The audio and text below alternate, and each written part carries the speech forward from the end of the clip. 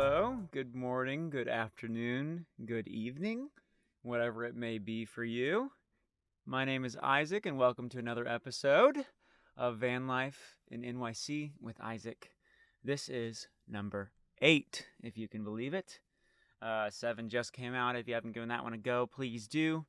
I kind of lied in terms of what I wanted to talk about today. I'm going to be honest. I can't remember what mischief I was getting up to, but I was sitting in bed last night and I kind of got this huge idea about what I would be more interested in telling a story about.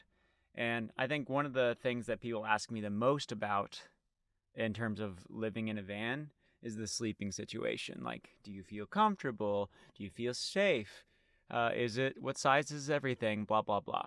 So I'm just going to cover all of that information for you. So first and foremost, if you don't know what's going on, I live in my van in NYC. I park very legally, so I don't know about the other stuff, really. But it's not a big deal. And, I'm sure people would rather me be not on the streets. So, I don't think one parking spot's really killing anybody. And I'm not much of a noise person either. So anyway, I live in New York in my van, and I've been here just over 2 weeks now, which is about as long as I stayed the first time I was here in my van. So now I'm going to start looking for new parking spaces. So that's the first thing, is like, in terms of, there are so many different ways to park and like camp overnight, or, it's called stealth camping essentially. On this street alone, there are probably 4 or 5 people who live in their vehicles. And despite being in this big van, am probably the most discreet of all of them. Anyhow, so I found a place that I don't mind parking at. And I'm parked like with about 6 feet or so between me and the lane of traffic. So my head also is on like this side of the van. So I try to keep that away from the street as much as possible, if anything were to happen, and just also for general noise. So that's the first thing I'm going to talk about, is like in terms of like what you have to get used to living with or find a way to drown out for yourself, is the idea of road noise, road traffic. So any sort of urban camping is what we'll kind of call it, or stealth camping. You're going to have to deal with road traffic pretty often. Where I'm parked now, there's only one direction of traffic, so I don't get the constant zoom zoom. I just get one zoom every so often, which gives me a little bit more ease in terms of sleeping and how I negotiate my sleep schedule, if you will.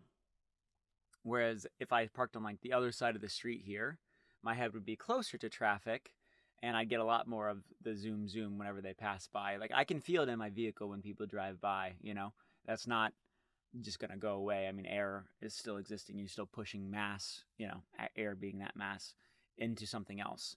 So that's something to consider, is like, how you sleep in the van, because I can't sleep with my head that way unless I want to wake up in the morning and conk my head.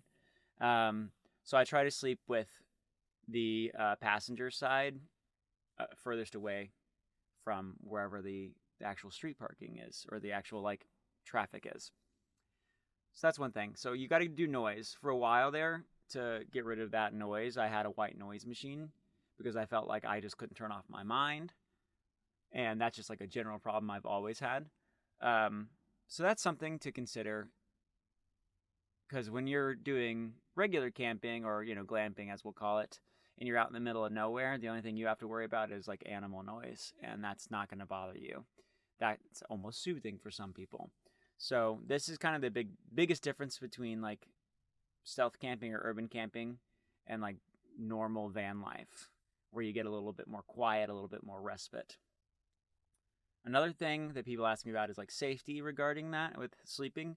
So I have this partition wall, which I can lock. I lock my vehicle. Obviously, no one can really break into the back here or this side door without A, me being alerted, or B, like making any sort of noise. Because that's the one thing about the van, is like you can hear literally everything.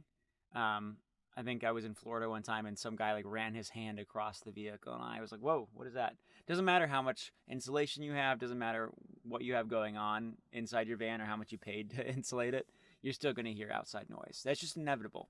And like I have a fan over my bed and I try to have it covered, but it still makes noise too because there's just sound bouncing around in there. It's a big open thing in my vehicle. Of course there's going to be noise. There's just no way to avoid it, is what I'm saying. The partition wall helps with the noise.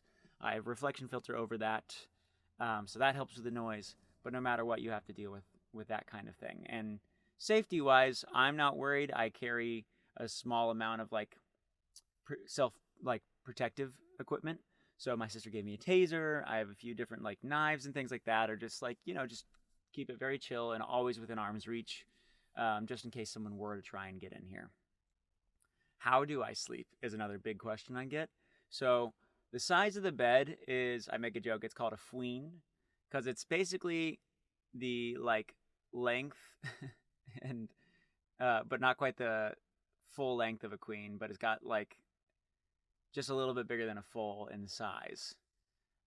So what I use is this mattress pad. That's a queen mattress pad. But I had to cut off 2 inches off one of the ends.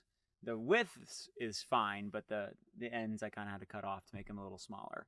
So I sleep at a little bit of a diagonal, with my head in that corner and my feet in this corner, which tends to give me the best kind of sleep. I will admit that this mattress pad, I've had it now for going on 2.5 years. I want to add a second mattress pad, but I've just been substituting, or maybe just, I don't know what the right word is, but I've been putting other pillows underneath my body. So that's as an added protection or an added layer of comfort. Because I have 8 pillows, so there's no reason not to use them. And that's been making it almost impossible to get out of bed because it's so comfortable. So imagine constantly living in a pillow fort. That's kind of what I do, which is silly. But it's true. It's just kind of how I navigate it. And I have 2 different types of blankets. So I have this fleece blanket that is a breast cancer one that was originally my mom. Someone had made for my mom when she was still around, and she gave it to me. And then I have another bigger blanket that my sister Emily gave me. So it traps all of that heat in there, and I sleep snug as a bug in 40, 30-degree weather. It doesn't really matter, because if you're trying to stay warm during times like this, obviously it's winter. And I know that I'm constantly wearing the same outfit, but you'll figure it out. Laundry is not a big thing. As long as you change your underwear and socks, you're okay. But I try to sleep without a shirt on.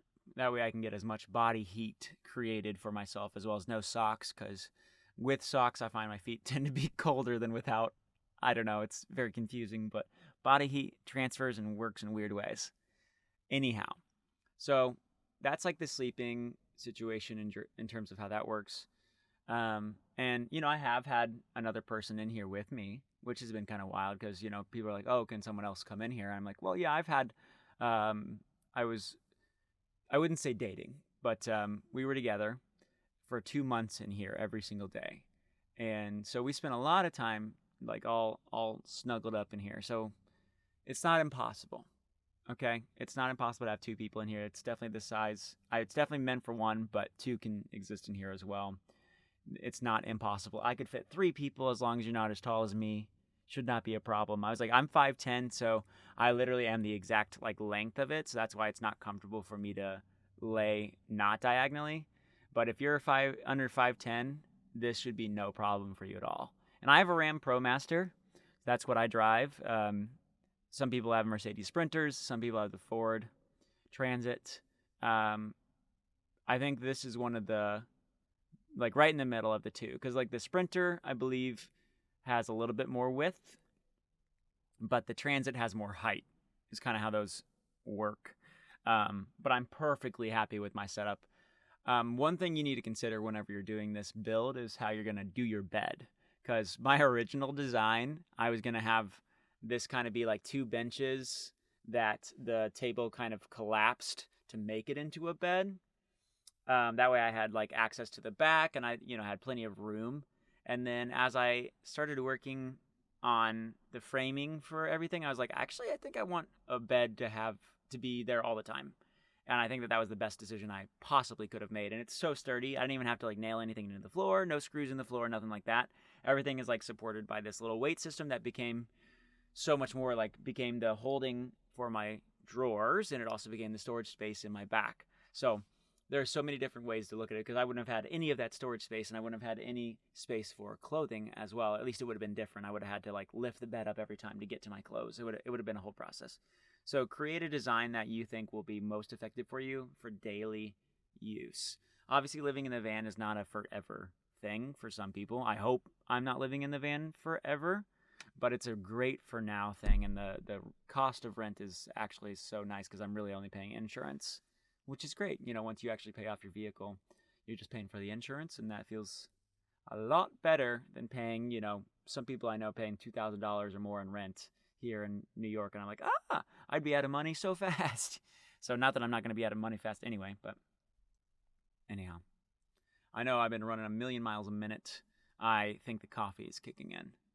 But this is kind of the idea of the sleeping situation and how it works. I mean, it's never the most comfortable thing. You know, obviously it's not a real bed, and I don't, you know, I have to jump off to get out of bed. I have to jump in to get into bed, and I have to make sure I'm not like sitting fully up all the time. It's a process, but if you're willing to make it work, if you're willing to give yourself a little bit of an inconvenience for now, I think it will only behoove you and be the best for you. I mean, I've slept in like these 3-foot by 6-foot coffins we call them coffins, on a tour bus, like a rock tour bus.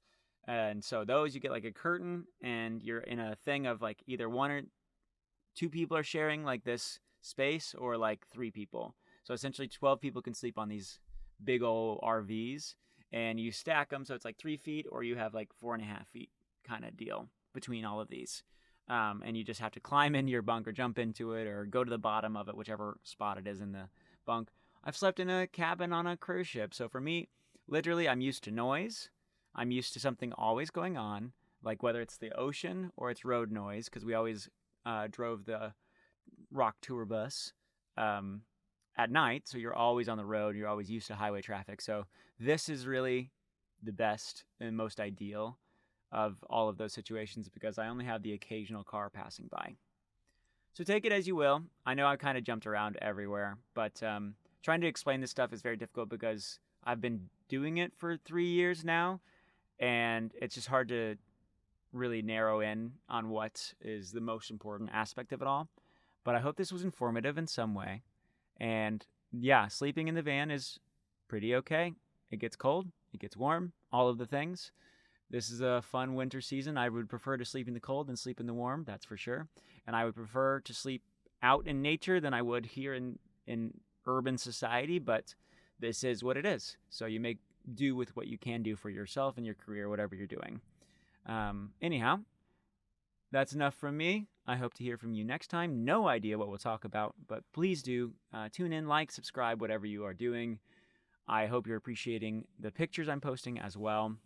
And if you like it, you know, let me know. Give me a comment. Say something to me. Otherwise, I'll see you soon.